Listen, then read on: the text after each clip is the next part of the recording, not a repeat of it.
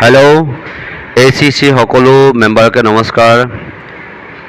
মই সেইদিনাখন মিটিঙত সকলোৱে কৈ আছিলোঁ যে আপোনাৰ এইটো মাহৰ 31 তাৰিখৰ ভিতৰত যিসকলৰ মানে যিজনৰ হাইষ্ট ফাইল আহিলে হ'ল, কিন্তু ক্লিয়াৰ ফাইল হ'ব লাগিব, ৰিজেক্ট ফাইল নহয়।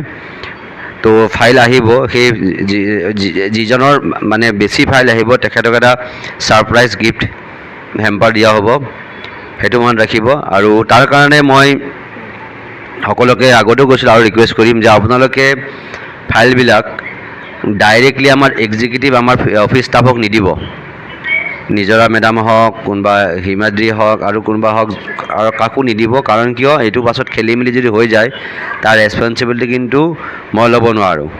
হিচাপটো মই ৰাখিব লাগিব, কাৰণ পে'মেণ্টৰ কথা আছে আপোনালোকৰ পে'মেণ্টৰ কথা আছে, ৰিৱাৰ্ড এৱাৰ্ডৰ কথা আছে। গতিকে ছিষ্টেমত যাব, আপোনালোকে ফাইলটো মোক দিব অথবা মোৰ যিটো নাম্বাৰ দিয়া আছে তেওঁলোকক দিব।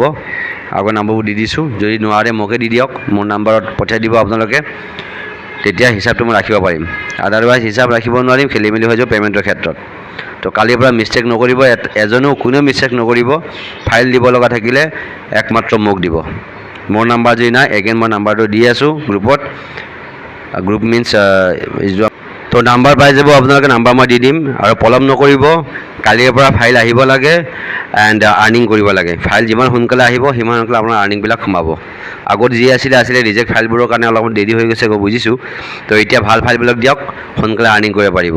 লগতে এটা কথা আছে কি, আৰু এটা কথা ক'বলৈ গৈ আছোঁ যে যিসকল মানুহৰ মানে আগতেও কৈছোঁ আৰু ক'লোঁ, যিসকল মানুহৰ অকণ বেংকিং প্ৰব্লেম চলি আছে বা লোনটো হোৱা নাই, দিব খোজা নাই বা দেৰি কৰি, তেতিয়াহ'লে তেওঁলোকক আমি প্ৰাইভেট ফাইনেন্সৰ দ্বাৰা কৰাই দিম।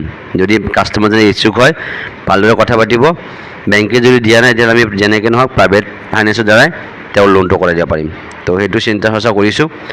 গতিকে আপোনালোকে আমি আমাৰ ফালৰ পৰা যিমান কৰিব লগা আছে কৰি আছোঁ, চবখিনি কৰি আছোঁ। আপোনালোকৰ কামৰহে এতিয়া আমি ৰিজাল্ট পাব লাগে। ধন্যবাদ। জয় অসম।